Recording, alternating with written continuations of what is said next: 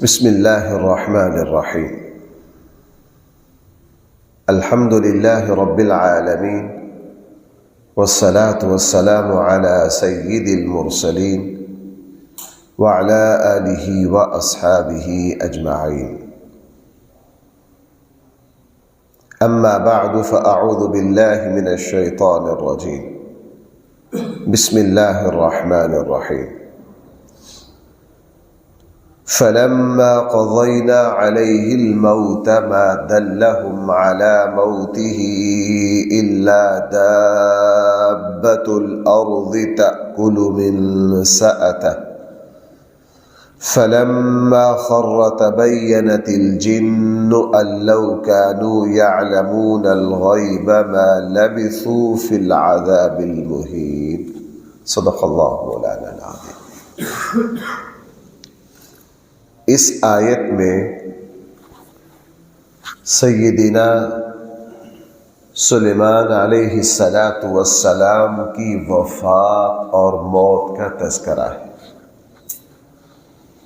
اللہ تعالی نے حضرت سلیمان علیہ السلام کو جو بادشاہت دی وہ بے مثال تھی، نہ اس سے پہلے اللہ نے کسی کو دی، نہ اس بادشاہت کے بعد اللہ تعالیٰ نے ایسی کسی کو بادشاہت عطا کی۔ بظاہر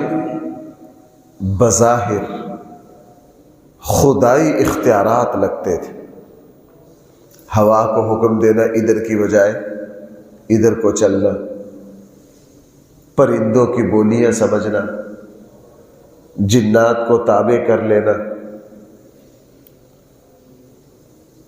اللہ تعالیٰ کی طرف سے تانبے کا چشمہ جاری ہو جانا، اس کو جس طرح چاہنا استعمال کرنا، یعنی بہت وسیع اختیارات اللہ تعالیٰ نے حضرت سلیمان علیہ السلام کو عطا فرمائے تھے۔ اس سے کسی کو شبہ ہو سکتا تھا کہ شاید، اور بلکہ مفسرین نے اس کی طرف نشاندہی بھی کیا کہ اس زمانے میں کچھ ایسے لوگ پیدا ہو گئے جنہوں نے حضرت سلیمان علیہ السلام کی شان میں غلو کر کے یہ کہا کہ یہ خدا ہے۔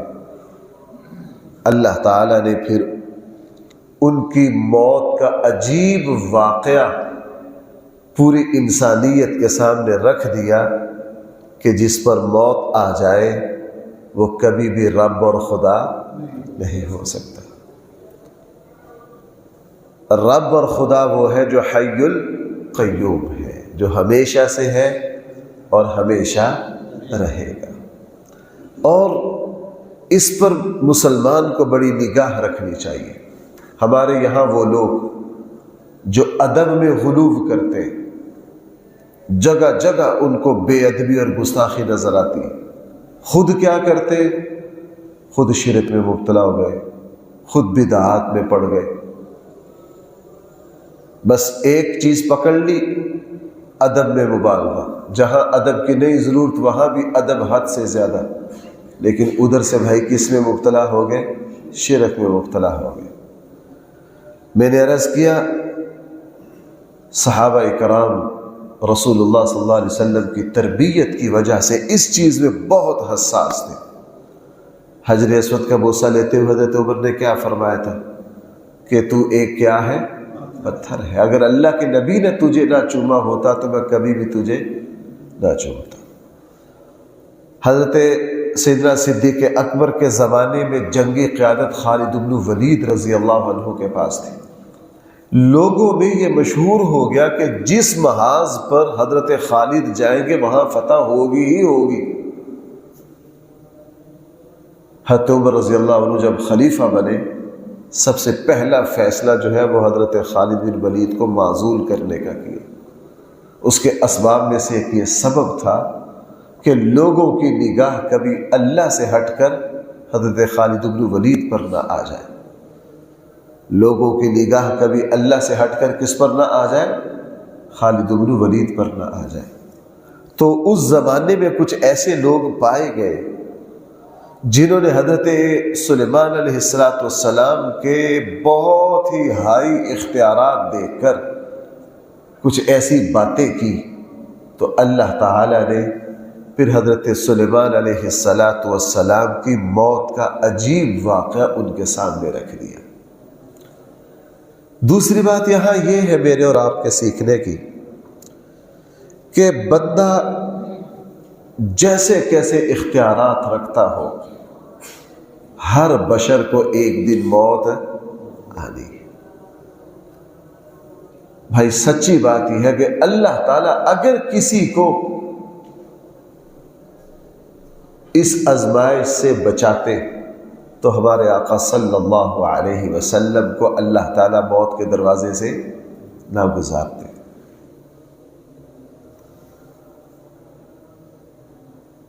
کیوں بھائی؟ یہ مقام صرف اور صرف کس کا تھا؟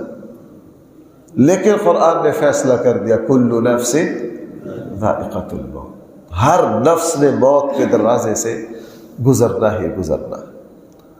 اب حضرت سلیمان علیہ السلام کے عجیب اختیار، جنات پر آرڈر چلے، ہواؤں پر آرڈر چلے، پرندوں پر آرڈر چلے۔ ہدہد کا واقعہ سورہ نمل میں گزرا ہے، چلتے چلتے چونٹی سے باتیں کر رہے۔ بھائی کس سے باتیں کر رہے؟ جس کی آواز بظاہر ہمیں سنائی نہیں دیتی، اس چونٹی سے باتیں کر رہے۔ لیکن آ جا کر بھائی پھر ایک دن موت کا سامنا، جیسے کہا گیا نا، کسی بشر کو موت سے مفر نہیں ہے، کوئی موت سے بھاگ نہیں سکتا، اس لیے اللہ تعالیٰ کی طرف سے ان پر موت آئی۔ تیسری بات، اس زمانے میں لوگوں میں یہ ایک اور غلط عقیدہ پھیل گیا، وہ یہ کہ عام لوگ یہ کہنے لگ پڑے تھے کہ جنات جو ہے یہ غیب جانتے ہیں۔ بھائی جنات جو ہے وہ کیا جانتے ہیں؟ جنات کو غیب کا علم ہے۔ جس طرح حضرت سلیمان علیہ السلام کے زمانے میں ایک اور پہلے پارے میں بھی جادو کا جب رواج ہوا، بنی اسرائیل گمراہ ہوئے، اور وہ جادو سارا کس نے پھیلایا تھا؟ جنات نے پھیلایا تھا۔ وَاتَّبَعُوا مَا تَتْلُو الشَّيَاطِينُ عَلَى مُلْكِ سُلَيْمَانَ وَمَا كَفَرَ سُلَيْمَانُ وَلَكِنَّ الشَّيَاطِينَ كَفَرُوا يُعَلِّمُونَ النَّاسَ السِّحْرَ وَمَا أُنزِلَ عَلَى الْمَلَكَيْنِ بِبَابِلَ هَارُوتَ وَمَارُوتَ۔ قرآن کریم نے پہلے رکوع میں اس کا تذکرہ کیا۔ اسی طرح ایک غلط فہمی اس زمانے میں یہ پھیل گئی لوگوں میں کہ جنات کیا جانتے ہیں؟ غیب جانتے ہیں۔ اللہ تعالیٰ نے حضرت سلیمان علیہ السلام کے آخری لمحات کو اس طرح رکھا، ایک تو سب کو پتہ چل جائے کہ حضرت سلیمان علیہ السلام کیا ہے؟ اللہ کے بندے۔ بھائی کیا ہے؟ اللہ کے خدائی اختیارات۔ عیسائیوں نے عیسیٰ کو حضرت اللہ کا بیٹا کہہ دیا۔ حضرت عیسیٰ نے پیدا ہوتے ہی کیا کہا تھا؟ انی عبد اللہ، میں کس کا بندہ ہوں؟ اللہ کا بندہ ہوں، اللہ کا بندہ ہوں۔ نمبر 2، یہ بتا دیا کہ ہر کسی کو موت آنی۔ نمبر 3، ان کے آخری لمحات کو اللہ تعالیٰ نے ایسا بنا دیا کہ جنات کے علم غیب کی کلی بھی کھل گئی، سب کو پتہ چل گیا کہ جنات کچھ نہیں جانتے۔ ہوا کیا؟ قرآن کریم نے یہ ارشاد فرمایا، جب ہم نے ان کی موت کا فیصلہ کر دیا تو وہ کسی لاٹھی سے ٹیک لگائے کھڑے تھے، اور اس لاٹھی کو دابۃ الارض، زمین کا کوئی جانور اس لاٹھی کو کھا گیا، اور حضرت سلیمان علیہ السلام گر پڑے۔ خر تبینت الجن، حضرت سلیمان علیہ السلام گر پڑے۔ پہلے ذرا الفاظ دیکھیں، پھر مجھے ایک بات عرض کرنی ہے۔ فَلَمَّا قَضَيْنَا عَلَيْهِ الْمَوْتَ، پھر جب ہم نے فیصلہ کر دیا اس سلیمان پر موت کا، مَا دَلَّهُمْ عَلَى مَوْتِهِ، نہیں پتہ چلا ان جنوں کو علی موتہ، حضرت سلیمان کی موت کا۔ بھائی کس کا؟ بھائی پھر کہو کس کا؟ ایک صاحب نے مجھے پکڑ لیا، کہنے لگا آپ بے ادبی کرتے ہیں۔ کہ یار اللہ معاف کرے، کیسے بے ادبی ہوگی؟ کہنے لگی آپ نے رسول اللہ صلی اللہ علیہ وسلم کے لیے موت کا لفظ بولا ہے۔ کس کا لفظ بولا ہے؟ بھائی اب میں اس آیت کا کیا کروں؟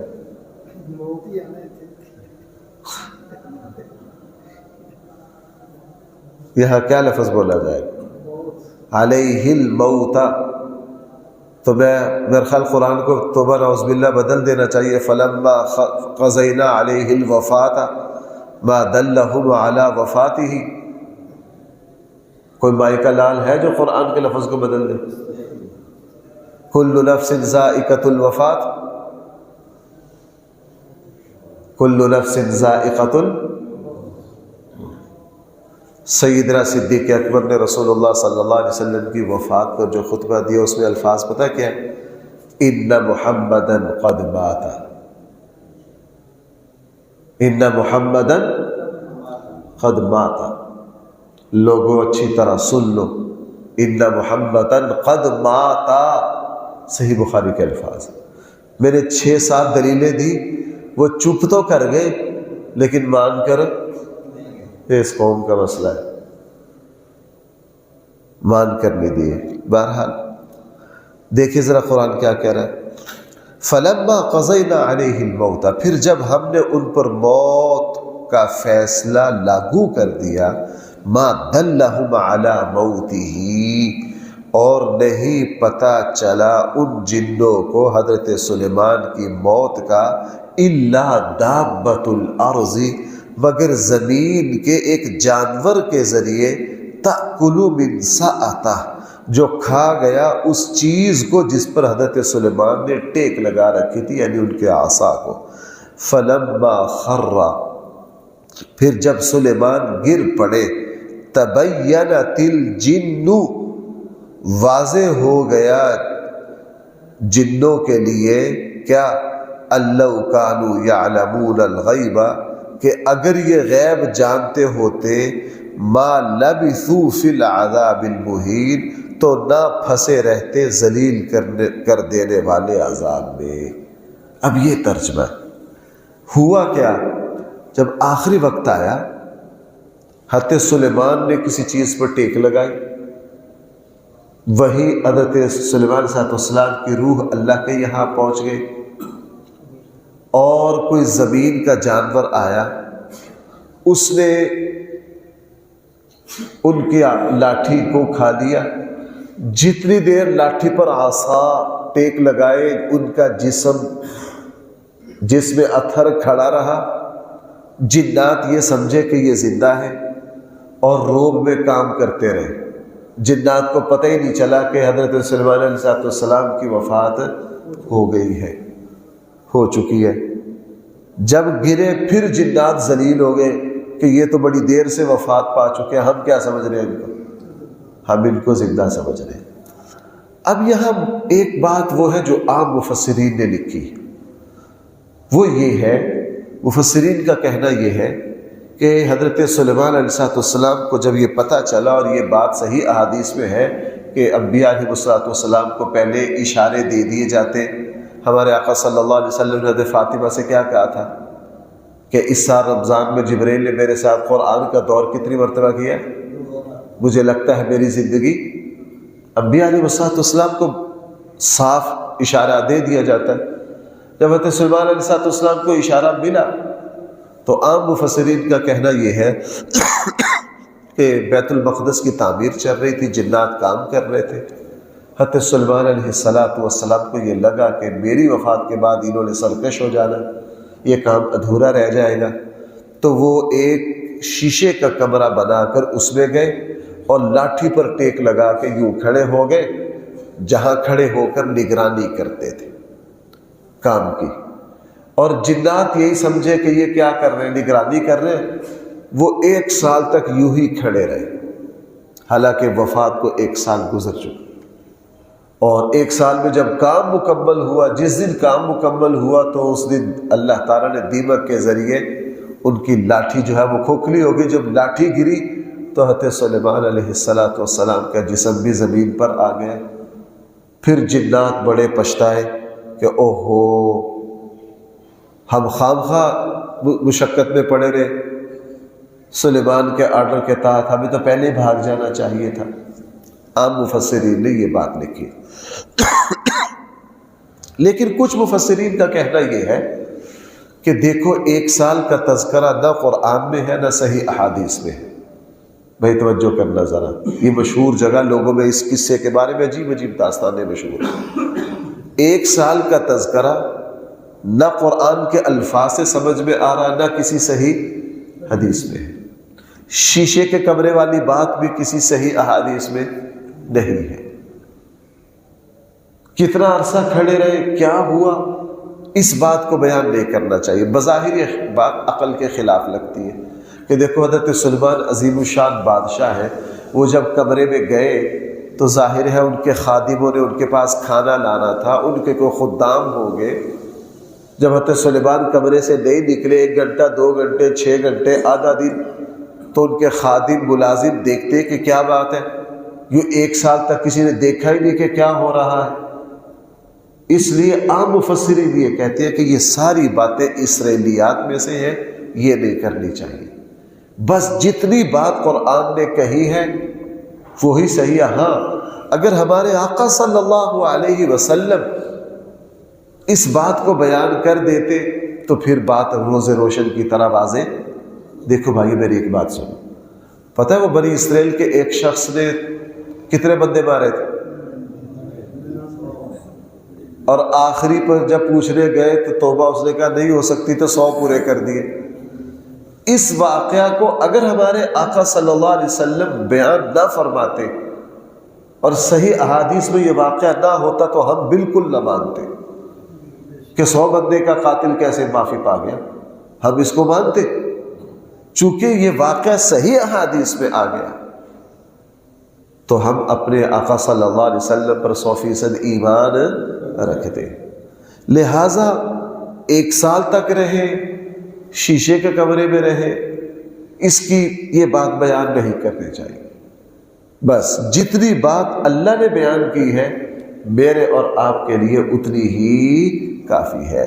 کہ حضرت سلیمان علیہ السلام پر جب موت کا فیصلہ ہوا، حضرت سلیمان علیہ السلام نے کسی چیز پر ٹیک لگائی، اور دابۃ الارض کے الفاظ ہیں یہاں، ہو سکتا ہے اسے کیڑا مراد ہو سکتا ہے کوئی اور جانور ہو، وہ وہاں سے گزرا ہو، اس نے لاٹھی کو پاؤں مارا ہو یا کوئی چیز ماری ہو سکتا ہے یہ واقعہ 1 گھنٹے میں ہو گیا ہو سکتا ہے آدھے گھنٹے میں ہو سکتا ہے 2 گھنٹے میں ہوا ہو۔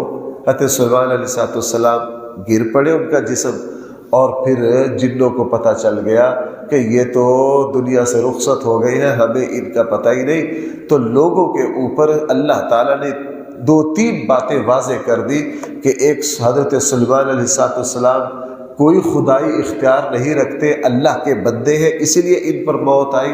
دوسرا جنات کے بارے میں بھی لوگوں کو پتہ چل گیا کہ یہ ہرگز غیب نہیں جانتے۔ بس جتنی بات قرآن نے بیان کی ہے ہم اتنی ہی کر سکتے ہیں جب تک ایسے معاملات میں ہمیں ہمارے آقا صلی اللہ علیہ وسلم کی طرف سے کوئی بات پہنچ نہ جائے۔ اس لیے باقی جو داستانیں ہم چھوٹے چھوٹے ہوتے تھے، وہ ایک کتاب چھپا کرتی تھی نقش سلیمانی، آپ اس کو پڑھ کے دیکھیں، پورا ناول بنا دیا اس آیت پر، ایسی داستانیں گھڑ دی ہیں۔ ہم چھوٹے چھوٹے حفظ میں پڑھتے تھے، وہ کئی بچوں کو مل گئے وہ پڑھتے تھے، ہم بڑے حیران ہوتے، وہ جب کھڑے ہوئے شعور آیا کہ اوہ یار یہ تو سارا جھوٹ اور سارا کیا ہے گپ ہے، ساری فضولیات ہیں۔ بہرحال جتنی بات اللہ نے بیان کی ہے ہم بھائی اتنی ہی ہمارے لیے کافی ہے۔ یہ اضافی باتیں اگر ضروری ہوتی یا اگر واقعہ میں ہوتی تو اللہ تعالیٰ ان کو خود بیان کر دیتے۔ بہرحال اللہ تعالیٰ مجھے اور آپ کو صحیح سمجھ عطا فرمائے۔ الحمدللہ رب العالمین والصلاة والسلام علی سید المرسلین وعلى آلہ واصحابہ اجمعین۔ ربنا آتنا فی الدنیا حسنہ وفي الآخرة حسنة وقنا عذاب النار. صلى الله تعالى على خير خلقه سيدنا مولانا محمد وآله وأصحابه أجمعين برحمتك يا أرحم